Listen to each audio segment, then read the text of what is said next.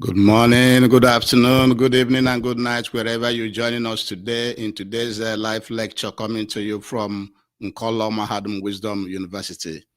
Today's date is Oye Market Day in the Igbo lunar calendar and 12/8/2025 in the Roman Catholic calendar. Remember, at Nkolo Mahadum, we always advise you to use your naturally given common sense, which we call Akonuche in Igbo language. Also, we advise you to see things from how it concerns you, because every culture protests their own. Please join us, subscribe. We are live on YouTube. We are live on Facebook. We are live on Twitter. Join us and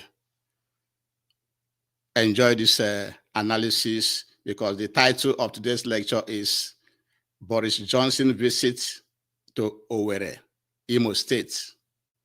We want to analyze for you Boris Johnson visit to Imo State when Imo State had their economic summit. What you have to know about both Boris Johnson and the economic summit from what he said.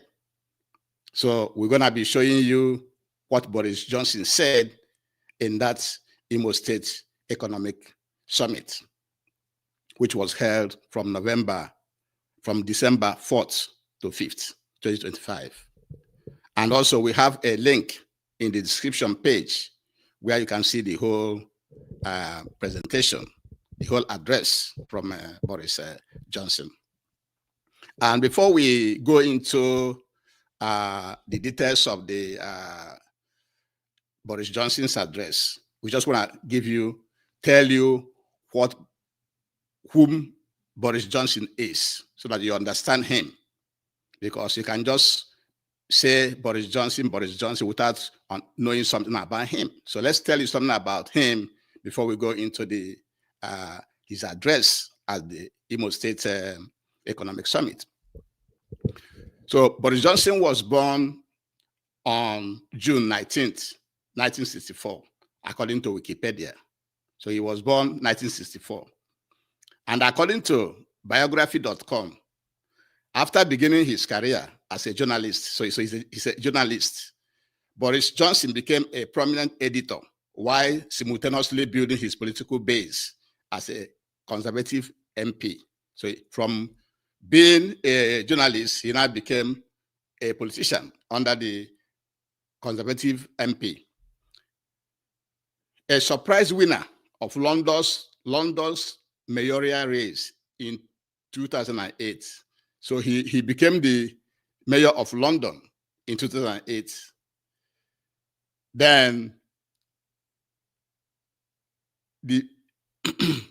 that race actually made him to be very, very popular. And then he championed the Brexit. You know, the Brexit, when Britain left the European Union, which they call Brexit. So as a mayor, that was when he also championed that Brexit referendum in 2016, before spending 2 years as British Foreign Secretary. Then from British Foreign Secretary, they elevated him up to the British Prime Minister in 2019. So Johnson engineered the UK's break from the European Union, but was criticized for breaking COVID-19 lockdowns rules and resigned his premiership in July 2022. So he was the prime minister during the COVID-19, and he made the laws that time, what people should be doing, but he was violating it, going to different parties, doing so many things against the law that he made. Then from all the scandal, many of the scandal that he that followed him, he engaged himself in many scandals that made him to resign in 2022. So you understand? So from being a journalist to being a politician and being a mayor of London, and then to being a prime minister in 2019. So he was the one that led Britain to leave Brexit referendum. If you follow what is going on, you know when that thing was all over the place. So he was the one that led it, that made Britain to leave the European Union. You know, and so during COVID-19, he was the prime minister of Britain. He made the rules and break the rules also. And according to EuropeanConservative.com, Arahamiya, Ukrainian lawmaker,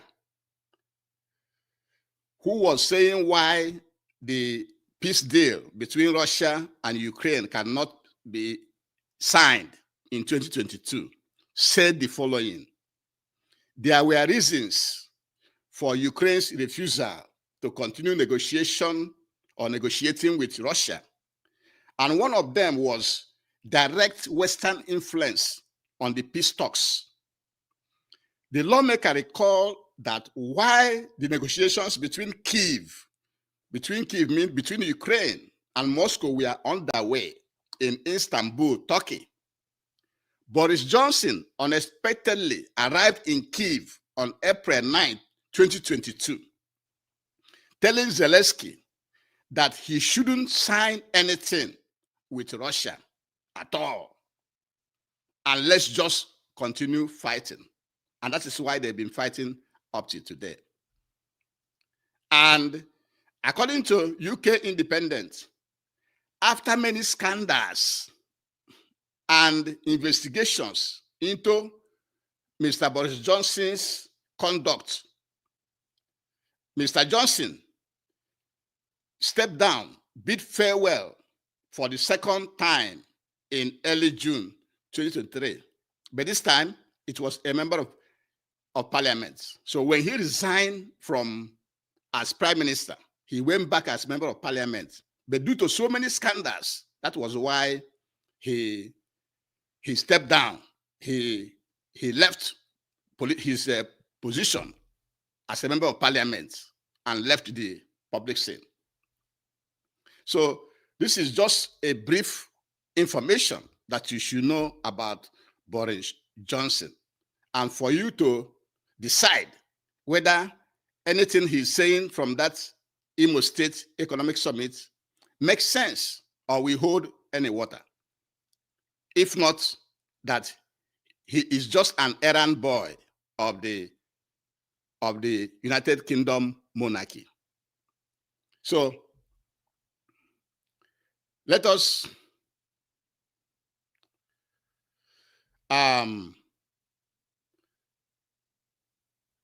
tell you about the summit, the Imo State Summit. The date of the summit was December 4th to 5th in Imo State. And the theme of that economic summit is Unlocking Imo Economic Potentials, Partnership for Investment.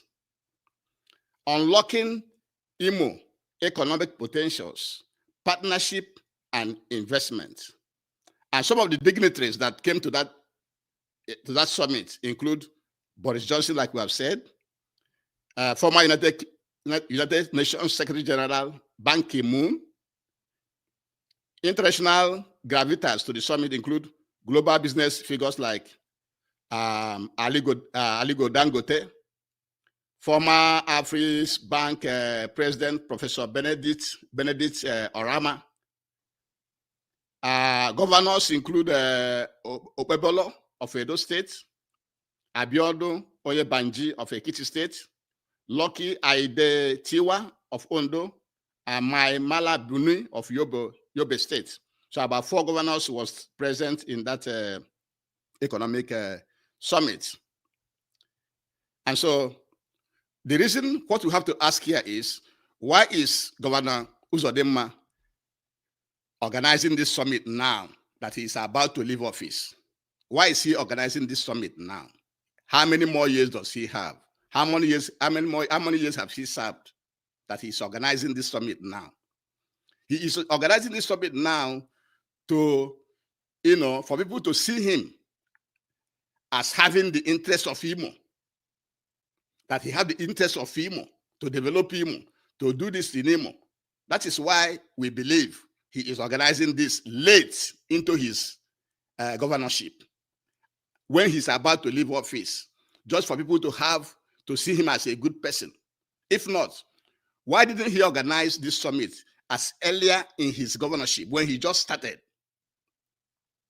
And also, for him to present Imo State as a peaceful place, why we know that since he took office, Imo had been a death zone. You can tell by what is going on in the Tiger Base, Owerri today. There have been a lot of killings in Imo State since he assumed office. And now he's painting the picture that Imo State is safe and people should come and invest in Imo State. And so that is what you should know. You should be asking questions. And that is what we do at Nkoloma Hadum Wisdom University. We encourage you to use your naturally given common sense. And now, Boris Johnson was sent by King Charles, the head of the British monarchy. It was Prince Charles that sent Boris Johnson to that summit. You know why? Because Britain is the one ruling Nigeria. Britain is the one ruling Nigeria.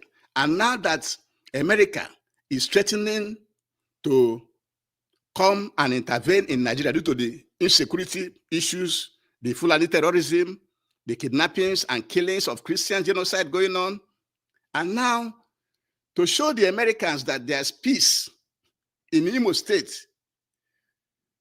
of which there have been a lot of killings. That's why King Charles III, the current head of the British monarchy, sent Boris Johnson on that to come to that summit. So it was, what we want you to know is that it was the British monarchy that sent Boris Johnson to come and represent them, to show the Americans that there's peace in Imo State, why there's no peace in Imo State. That is one thing you have to take away. And now, let us now go to what Johnson said in that summit. Thank you very much. Let's go to what Johnson said. You're welcome, sir. Please a big round of applause. Thank you so much. Thank you very much, everybody. It's great pleasure. Can you hear me? Can you hear me really well? It's fantastic to be here. Your Excellency, Mr. President, ably represented by the Vice President, distinguished Governor, Senator Hope, Uzodinma, all other distinguished guests, Prime Ministers, Presidents, ex-Prime Ministers, politicians of all kinds. Governor Hope, you've been too successful in your summit today. I can't recognize everybody. I simply can't. I wouldn't do justice to the stellar cast that you have assembled. But as soon as I was told there was a chance of coming to Imo State, as soon as I was told there was a chance of coming to Owerri, I was so excited. And I wanted to come. And I was very fascinated. This is a true story. 2 days ago, I was in the Gulf. As soon as they sent him to come, he was willing to come. As soon as he said this, the British monarchy sent him to come, he ran straight to start to come. Let's continue to watch him. I won't say which city it was, but it was a conference about investment, about global investment. And there were some huge high rollers there, some big players. I'm not saying as rich as some of the people in this room, because there's some very rich people in this room. But there was one particular guy who had tens of billions, many tens of billions of dollars. I was sitting next to him. And he was telling me he had so many homes in Malibu now, he has not enough family to put in them. They're empty. He has so many private jets that he flies with 2 jets at a time, wherever he goes. 2 private jets, because one of them might break down, or the other one might run out of peanuts in the minibar or whatever. He has 2. Anyway, this guy's astonishingly successful, brilliant global investor, tens of billions, American. And everybody was listening to what he had to say, like the scene in Trading Places. You remember when they're all waiting to hear what Eddie Murphy is going to say the next stock. We were waiting to hear what he had to say about the future. And we said, where is the country? And is this serious? We said, where is the country that you regard as the most exciting investment prospect? And he said, is what he said. He said, I tell you what it is. It's going to be overtaking China, because I've been looking at the numbers. It's got the most dynamic population of virtually any country on earth. And the answer is, of course, Nigeria. It's true. It's exactly what he said. And he gave us all, he gave the whole room an astonishing statistic. Do you know this? The guy he was talking about gave a statistics of how of every other country in the world that Nigeria, as presently constituted, will be one of the greatest countries in the world. What else do you expect from him? He was sent by the British monarchy, King Charles III, to make sure that Nigeria remains one, irrespective of the unworkable condition that the different ethnic nations are living in, irrespective of the killings going on here and there, irrespective of mismanagement, irrespective of the marginalization, irrespective of the genocide going on, irrespective of the Fulani terrorists killing people. They don't care. All they care is for Nigeria to be one, so that they will continue to get everything that they're getting from Nigeria. Let's continue to listen to him. This year in Nigeria, there are 8 million babies being born, or have been born 8 million babies, exactly the same number as there are born this year in China. Think of that, my friends. Think of what that means for the trajectory of this country. We're talking about phenomenal growth, phenomenal development potential. But I am here to tell you. We just want to chip in here when he said Nigeria is producing or borning 8 million children every year. Why is that like that? Borning so many children without having the capacity to train them, just like you have how the Muslims born children. You will see somebody with lower income. He will marry many wives, born so many children, and cannot train them. And it's one of these children that they are counting as 8 million people. But when you go to Western countries like United Kingdom, America, any of them, their women hardly produce children. They hardly produce 1 or 2, highest 3. Rarely do you see families in Europe, but he said that he had 9 children. If he had 9 children, he's a prime minister. He has achieved a prime minister, so he has the fund, he has the resources to train the 9 children. But in Nigeria, many children are born without the resources to train those children. And that is what he's applauding as good for Nigeria. Let's continue to watch him. That having children alone is not the answer. My friends, I have 9 children, which is by United Kingdom standards quite a lot, right? A lot. And we're working on it. My wife and I are trying to get to the root cause of the phenomenon. We're having an inquiry into how it all happened. But it's very expensive and it's economically draining. And so it's very, very important that you attract investment and that you have an economic vision for the future of the kind that Governor Uzodimma plainly has. And if Nigeria is going to achieve its potential, you are completely right. And if we're going to find jobs for those hundreds of millions of kids, then you're completely right that you have to focus on all the things that we've been rightly talking about this morning. And yeah, well, I think it helps that Nigeria is blessed. This Imo state is blessed with, I think I heard correctly, some of the biggest oil and gas. Yeah, what we want to chip here is that he's talking about attracting businesses to come to Nigeria so that the children that are being born will have jobs. But Boris Johnson forgot that in Nigeria is whom you know. It doesn't depend on meritocracy. Now, most of the jobs, most of the institutions in Nigeria are occupied by the Fulanese, occupied by the Muslims. It's not done by meritocracy. There's no meritocracy in the system. That's why Nigeria is not working. So that's what we want Boris Johnson to know. What he's ascribing may work in the Western world where they use meritocracy. They don't have meritocracy in Nigeria. So let's continue to watch him. Reserves in West Africa, is that right? Fantastic. And I think it's very, very good that you have such high levels of literacy. That's a fantastic. Congratulations to everybody involved in that. I got to tell you, there are parts of Africa, sadly, where female illiteracy is still running at more than 50%, right? But here, thank you, congratulations. It's to unleash the potential.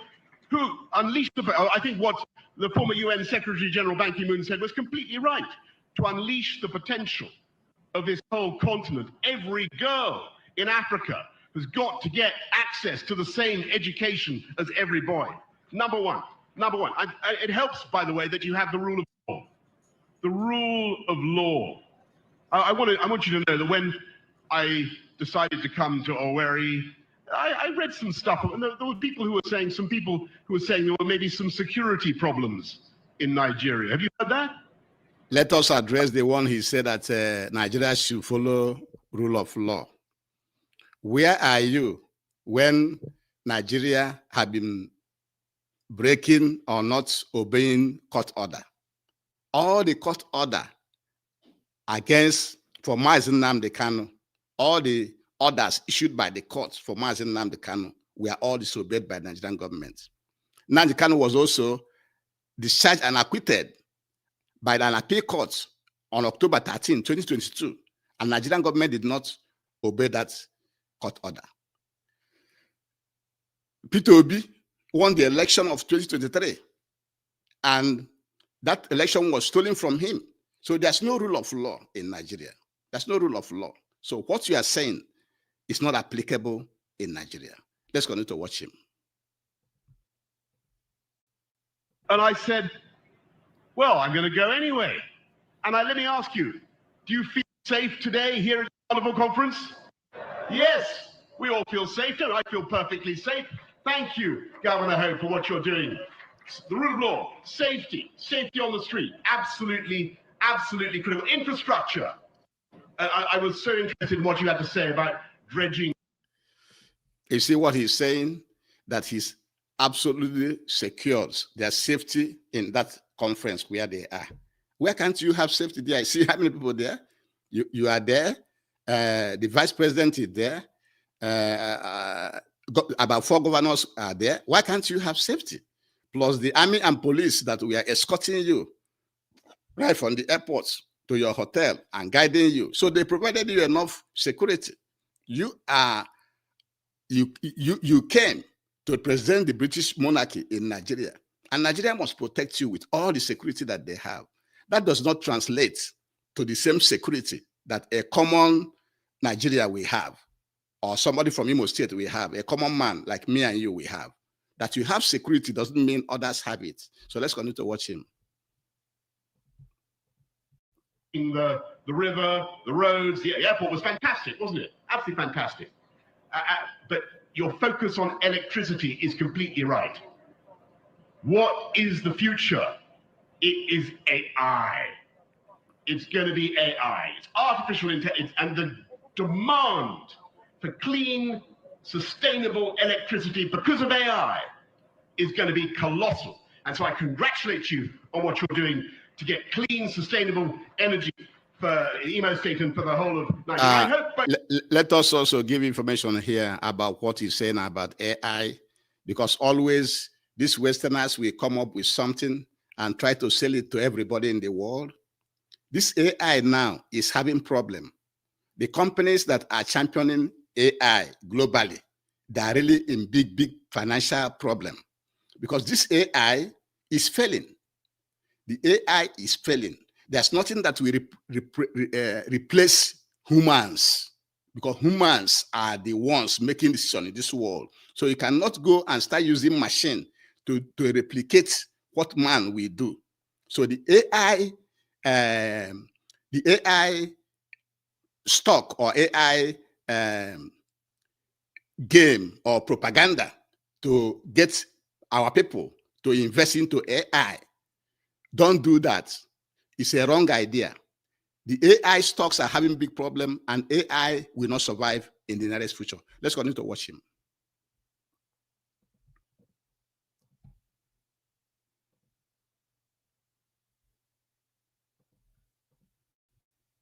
By the way, very much the British firms will see the opportunity here as the Mauritian former president rightly added. It's a very, very important opportunity.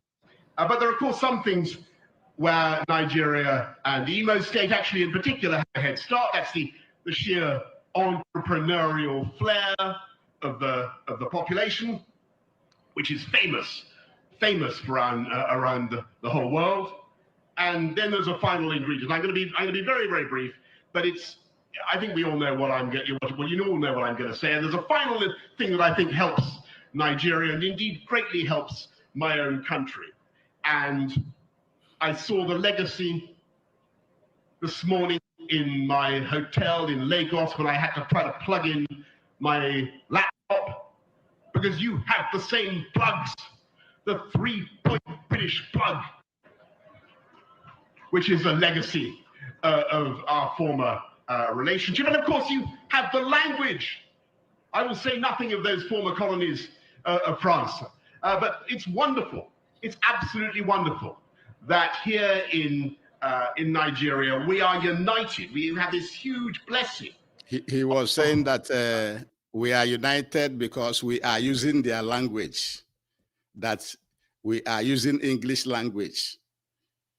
Using English language, which is a foreign language. Why should people in Britain be speaking Igbo language? Will it be a crime if people in Britain start to speak Igbo language and use Igbo language in their daily affairs? Come on. English is a foreign language and should be secondary. Igbo language should be the language of our people. Ijaw language should be the language of the Ijaws. Isekri language should be the language of the Isekris. Our indigenous languages should be promoted above English language than what Boris is saying. We don't agree with that. Let's continue to watch him. Ties of history and language and woven together constantly by the toing and froing of brilliant Nigerians to my country and back again, and British people coming to Nigeria. And of course, look, I'm proud, very proud of what we export to Nigeria. We send you pharmaceuticals and bankers and services of all kinds, automotive parts, all sorts of things. We send whiskey, huge quantities of whiskey, probably more popular somewhere than another. We send, and you send us so much in return: oil and gas, Nollywood movies, brilliant doctors, nurses, technicians, tech geniuses from Nigeria. Nigeria come to the UK, and we're very grateful. We're very, very, very grateful and honored. He's saying that they are very, very, very grateful from what they are getting from Nigeria. They are very, very, very grateful. They are getting so many things from Nigeria. They are getting, like he said, the oil and gas from Nigeria. They are getting the talents that they need from Nigeria. They are very, very happy with what they are getting from Nigeria. But what are they giving Nigeria? They are giving Nigeria whiskey, hot drink. They are giving Nigeria bankers. You hear him, what he said. So place both side by side and see who is gaining. And they are very, very happy from everything that they are getting from Nigeria. That is why they want one Nigeria to remain, because they are the beneficiary of one Nigeria. They are the beneficiary. all the oil and gas they are carrying from Biafra land. The highest gas deposit is in Egbema in Imo State. That's what they are getting.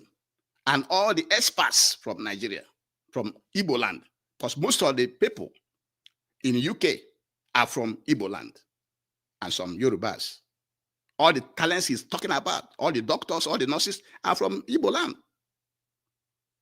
That is why they want one Nigeria to remain. Let's continue to listen to him. Send you, former United Kingdom Prime Ministers, and you send us, future United Kingdom Prime Ministers, in the form of Kemi Badenoch, who come from Nigeria and is doing better and better these days. And I think the greatest hope let's add one or two here. They want you to continue to migrate to their country, to leave your land, to migrate to their country.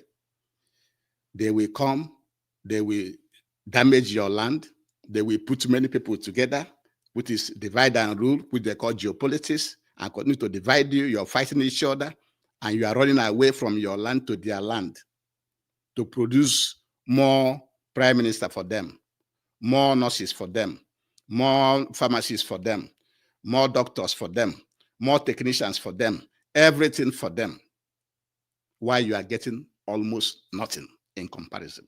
Let's continue to watch him.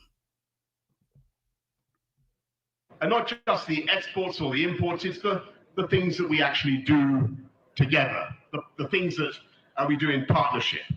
And there's just so much. A Nigerian singer who stole the show in the recent coronation of our king, the Nigerian football players who have millions, if not billions, of fans in the Premier League and who have admirers around the world. Nigerian artists, there's a huge Nigerian show on right now at Tate Modern.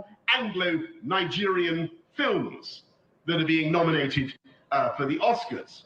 And of course, the famous, I've tried it myself in Lagos, there's a famous Nigerian brand of Guinness. You know what I mean by Guinness? But there's a Nigerian Guinness brewed here in Lagos. I drank a lot of it, and it was a great mistake because it's... He drank a lot of it. It's like twice or three times the strength. Let's say something here. You know that this Boris Johnson is a party goer. He likes to party a lot. He said that he drank the Guinness made in Nigeria. That is very, very strong compared to what they are drinking in the UK. And he also saying that there's many Nigerian footballers, Nigerian singers, and so on in UK doing well. We want the footballers to be in our land, to be playing in our land, so that you can be showing the club in UK. We want UK players to come to play in Biafra land. We want those players to come back to Biafra land and be playing in our land for our people to be enjoying them, not going to UK. Let's continue to watch it. Of normal Guinness, did you know that? It's unbelievable.